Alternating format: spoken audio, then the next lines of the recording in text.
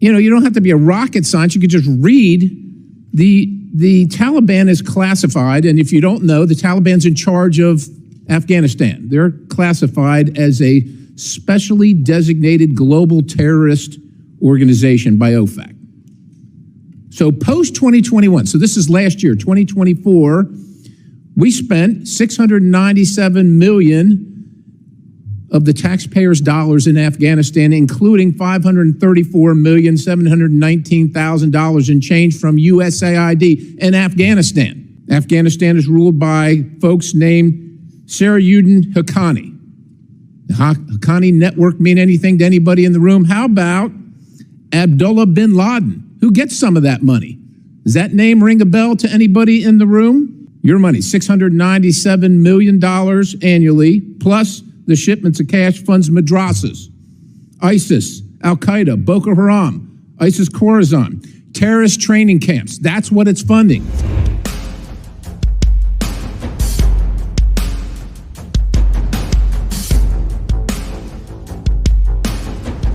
We now recognize Representative Perry.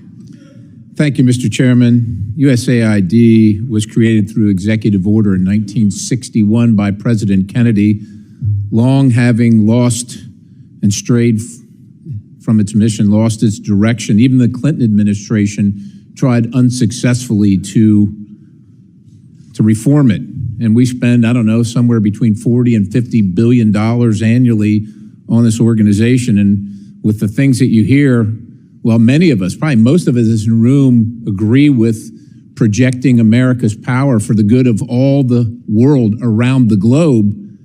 Quite honestly, if our enemies were asked to design a foreign aid program that would actively undermine the United States of America at maximum cost to the taxpayer, they would be hard-pressed to create a scheme more effective than USAID.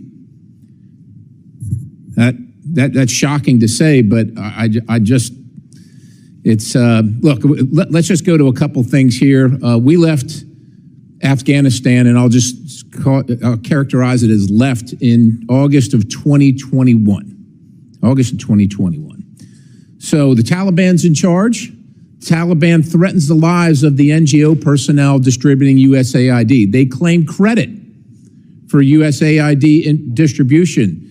They interfere with the distribution of USAID aid. They tax the beneficiary of the aid. They tax the delivery service. They steal the food commodities. They divert the funds. They extort citizens for protection for USAID aid.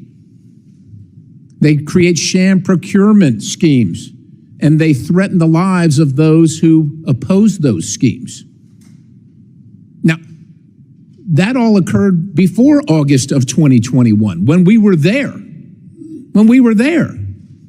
Now, you don't have to be a rocket scientist. You could just read the Taliban is classified, and if you don't know, the Taliban's in charge of Afghanistan. They're classified as a specially designated global terrorist organization by OFAC. So post-2021, so this is last year, 2024, we spent $697 million of the taxpayers' dollars in Afghanistan, including $534,719,000 in change from USAID in Afghanistan. I don't know what we think we're going to change in Afghanistan. We lost 22,000, lost or wounded 22,500 Americans in Afghanistan over the course of our term there in the war, spending over $2 trillion. We're just going to keep on spending because somehow we think it's going to get better. And if you're wondering who's in charge of Afghanistan getting the money, and that money I just mentioned, the $697 million is on top of, and is in addition to the weekly to every 10-day shipments in cash of $40 to $80 million. Afghanistan is ruled by folks named Sarajuddin Haqqani. The Haqqani network mean anything to anybody in the room? How about Abdullah bin Laden? Who gets some of that money? Does that name ring a bell to anybody in the room? Because your money, $697 million annually, plus the shipments of cash funds madrasas, ISIS, Al-Qaeda, Boko Haram, ISIS Khorasan, terrorist training camps. That's what it's funding.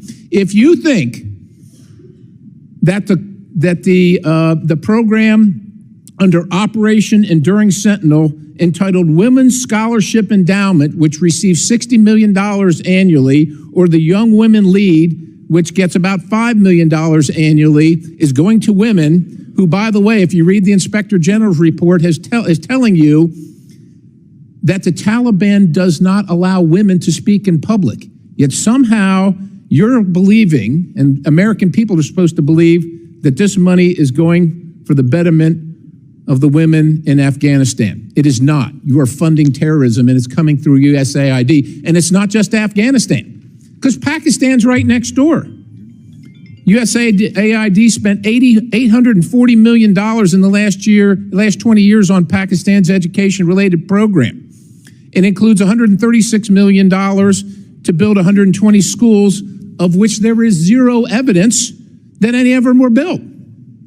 Why would there be any evidence? The Inspector General can't get in to see them. But you know what? We doubled down and spent $20 million from USAID to create educational television programs for children unable to attend the physical school. Yeah, they can't attend it because it doesn't exist. You paid for it. Somebody else got the money. You are paying for terrorism. This has got to end. I yield, Mr. Chairman.